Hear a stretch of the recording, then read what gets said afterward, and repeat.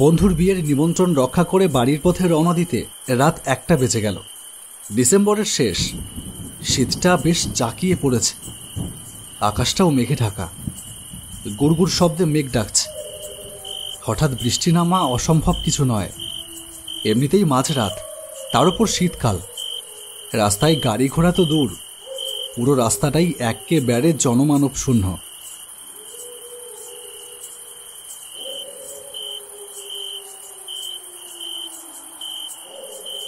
দূরে কোথায় শিয়াল ডাকছে, শীতল বাতাস পায়ে যেন আলপিনের মতন ফুটছে এসে, বেশ একটা রোমাঞ্চকর পরিবেশ। হঠাৎ গায়ে যেন একটা জলের ফোঁটা অনুভব করলাম। এই রে, বৃষ্টি শুরু হলো নাকি? মাথাটা উঁচু করে আকাশের দিকে তাকাতেই কপালে ভাঁজ পড়ল। ওপর থেকে আমার দিকে ধেয়ে আসছে অজস্র জলের ফোঁটা। বৃষ্টি, সাথে ছাতা বা রেনকোট কিচ্ছু নেই। এখন উপায়? সামনে একটু দূরে একটা দোকান দেখা যাচ্ছে। সেই দোকানের সামনে টিন দিয়ে শেড মতো বানানো রয়েছে। দৌড়ে গিয়ে সেই শেডের তলায় দাঁড়ালাম। শালা নচ্ছার বৃষ্টি, নামার আর সময় পেল না। কখন যে থামবে তার কোনো ঠিক ঠিকানা নেই। উফ, অসহ্যকর। স্টেশন এখনও 10 মিনিটের হাঁটা পথ। ট্রেনে উঠে একটা স্টেশন পার হলেই আমার বাড়ি, একেবারে স্টেশনের পাশেই। অন্তত যদি স্টেশনে পৌঁছানোর পরেও বৃষ্টিটা নামতো তাহলেও কোনো ব্যাপার ছিল না।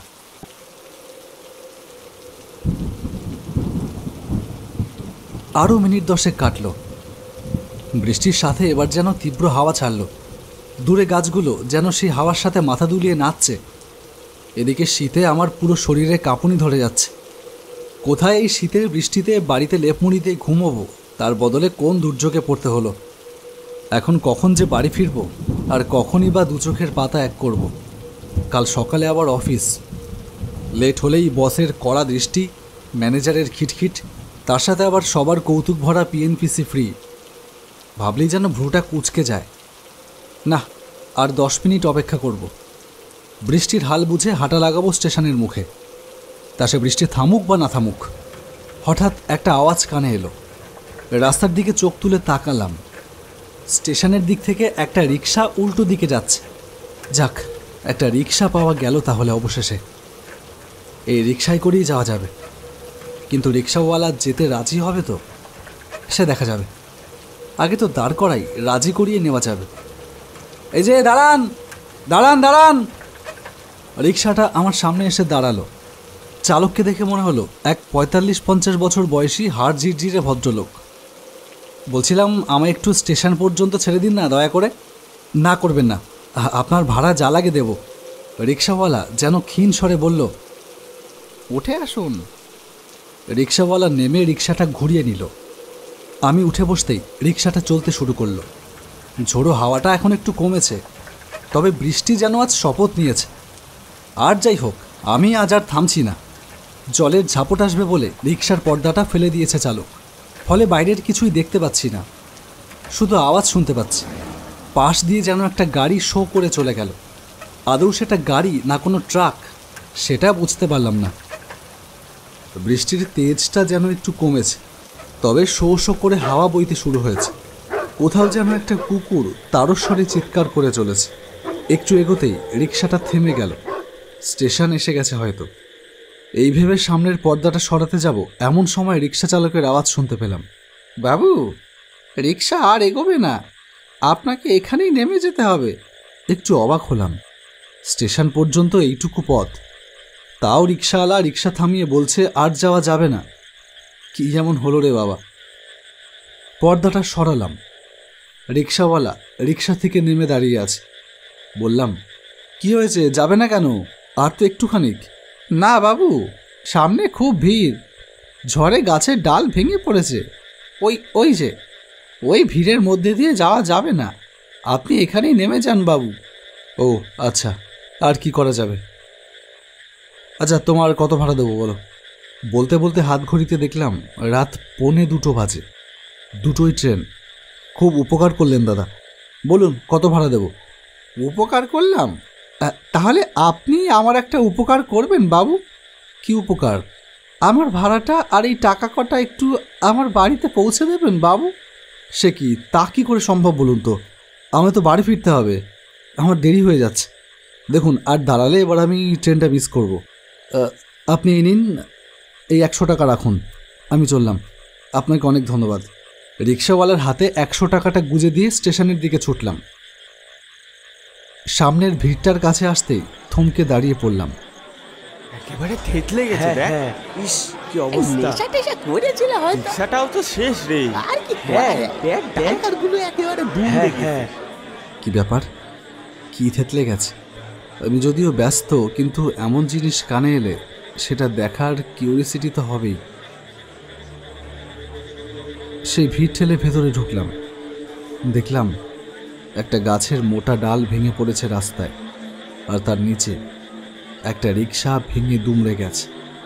সেই রিক্সার পাশেই একটা মৃতদেহ, পুরো দেহটা থেতলে গেছে একেবারে। মুখটা রক্তমাখা, মুখটা যেন চেনা চেনা লাগছে না। মুখটা ভালো করে দেখতেই আমার শির দ্বারা বরাবর একটা ঠান্ডা স্রোত বয়ে গেল। এই রিক্সাওয়ালাটাই তো এতক্ষণ আমাকে নিয়ে এসেছে এত দূর। যদি ইনি মারাই গিয়ে থাকে, তাহলে আমি এতক্ষণ যা রিক্সায় করে এলাম সে কে?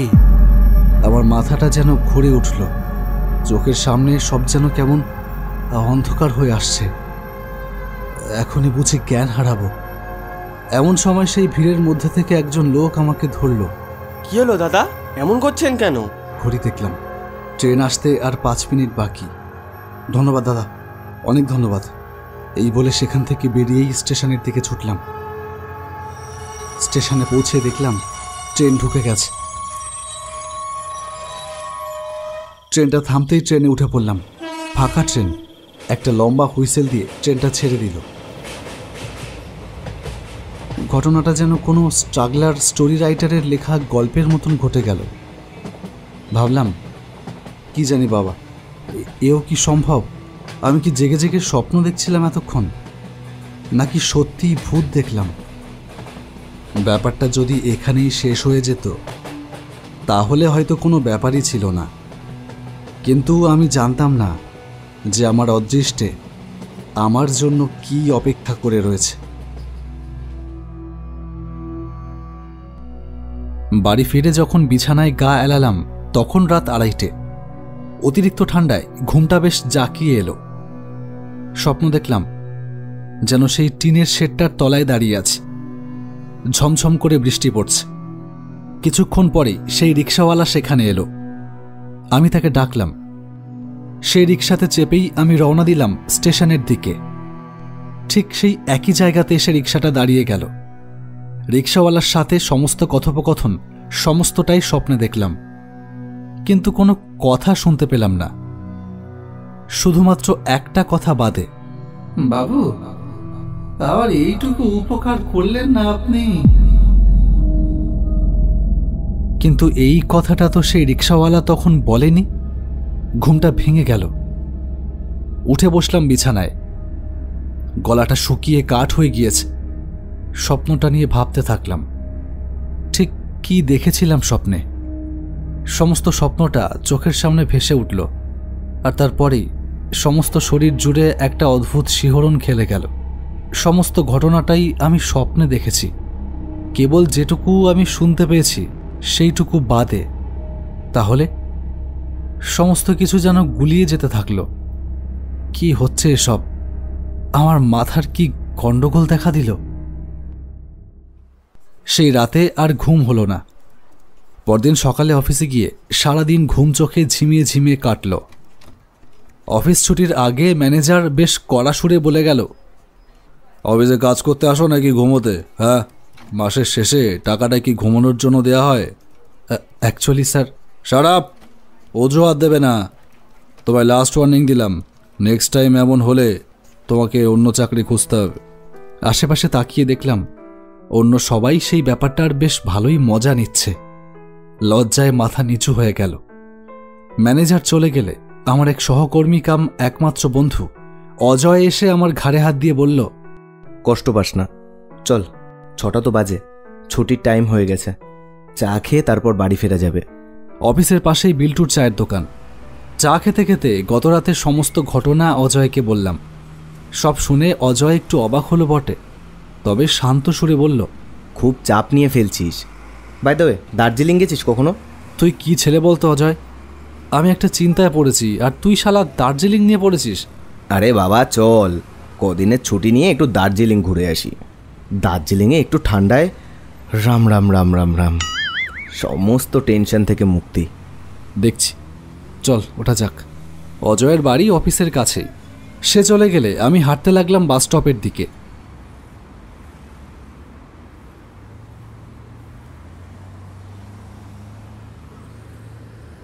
রাস্তায় আজ একটু বেশিই ভিড়। হাঁটতে হাঁটতে হঠাৎ সামনে থেকে আসা একটা লোকের সঙ্গে ধাক্কা লাগতেই আমি মাথা তুলে বললাম, মাফ করবেন, বলতে গিয়েও থেমে গেলাম। সামনে দাঁড়িয়ে থাকা এই লোকটা আমার ভীষণ চেনা। লোকটা বলে উঠল, বাবু, আবার এইটুকু উপকার করলেন না আপনি। আমি নিজের চোখকে যেন বিশ্বাস করতে পারছি না। 2 হাত তুলে চোখ দুটো মুছে নিয়ে আবার সামনে তাকাতেই দেখলাম, কই কেউ নেই তো। কি হচ্ছে এসব? রাতে বাড়ি ফিরে ব্যাপারটা নিয়ে ভাবতে বসলাম। ব্যাপারটা যেন মাথা থেকে কিছুতেই যাচ্ছে না। অজয়কে ফোন করে সন্ধ্যার ঘটনাটা সব বললাম। সব শুনে অজয় আবারও সেই একই কথা বলল। তোর মনে হচ্ছে না তুই একটু বেশি চাপ নিয়ে ফেলছিস? নিতে তো চাইছি না, কিন্তু কোনো কিন্তু না, চুপচাপ ঘুমো এখন। কাল অফিসে আয়, কথা বলছি। Good night. ফোনটা রেখে শুয়ে পড়লাম। অফিসে ছুটির অ্যাপ্লিকেশনটা করেই ফেলতে হবে, না হয় কদিন ঘুরেই আসা যাক। শুয়ে থাকতে থাকতে একসময় চোখটা বুজে এলো। আজকে আবারও একটা স্বপ্ন দেখলাম। একটা জায়গা, আগে কোনোদিনও এই জায়গাটায় যাইনি আমি। একটা দোকানের মাথায় একটা ফ্লেক্স টাঙানো, তাতে লেখা মা লক্ষ্মী ভাণ্ডার। সেই দোকানটার পাশেই একটা খড়ের চালের বাড়ি। বাড়িটার সামনে একটা বাচ্চা ভীষণ কাঁদছে, হয়তো খিদে পেয়েছে তার খুব। বাচ্চাটার সামনে একটা মহিলা নিষ্পলক লালচে চোখে তার দিকে তাকিয়ে আছে, হয়তো তার মা। হঠাৎ কে যেন বলে উঠল, বাবু, আবার এইটুকু উপকার করলেন না আপনি। আমি লাফিয়ে উঠলাম বিছানায়। আজ আবার সেই এক গলার আওয়াজ, সেই এক ঘটনা। না, এমনভাবে যদি প্রতিদিন চলতে থাকে তাহলে তো আমি অসুস্থ হয়ে পড়ব। এইসবই ভাবছি, এমন সময় আমার মাথায় একটা বুদ্ধি খেলে গেল। বসে বসে প্ল্যান করে ফেললাম, এইবার সমস্তটা যদি আমার প্ল্যান মতন হয় তাহলে এই অদ্ভুত ব্যাপারটা থেকে আমি হয়তো বাইরে আসলেও আসতে পারি। পরের দিন শনিবার, অফিসে হাফ ডে। অফিস ছুটির পর অজয়কে বললাম, তোর জানাশোনো কোনো ভালো স্কেচ আর্টিস্ট আছে? কেন বলতো? একটা স্কেচ বানাতে হবে। কিসের? একটা জায়গার স্কেচ। আমি সমস্ত ডিটেলস বলে দেব, তবে ডিটেলস অনুযায়ী কিন্তু জায়গাটা হুবহু বানাতে হবে। অজয় যেন কিছু একটা ভাবল, তারপর বলল, আমি ট্রাই করব। তুই ছবি আঁকতে পারিস? দেখা যাক পারি কিনা। আমি আর লেট করলাম না, অজয়কে নিয়ে সোজা বাড়ি চলে এলাম। রাতে স্বপ্নে দেখা সেই মা লক্ষ্মী ভাণ্ডারের দৃশ্যটা গল্পের মতন করে বললাম অজয়কে। অজয় শুনতে শুনতে 20 মিনিটের মধ্যে একটা স্কেচ তৈরি করে ফেলে। আমি স্কেচটা দেখেই অবাক হয়ে গেলাম। এতটা জীবন্ত স্কেচ! তোর এই ট্যালেন্টটার কথা তো আমি জানতাম না অজয়। ছোটবেলার শখ, বহুদিন আঁকা হয় না, তাই এতগুলো বছর পর একটু ঝালিয়ে নিলাম। আর কথা বাড়ালাম না, স্কেচটার একটা ছবি তুলে নিলাম। তারপর সেই ছবিটা গুগল লেন্সে ফেলে লোকেশন চেক করতেই জায়গাটার নাম ভেসে ওঠে, কানাইপুর। তখন বিকেল 4টে। গুগল ম্যাপে লোকেশন ধরে আমরা এসে পৌঁছালাম কানাইপুর। ওই তো সেই মা লক্ষ্মী ভাণ্ডার, আর তার পাশে ওই তো সেই খড়ের চালের বাড়িটা।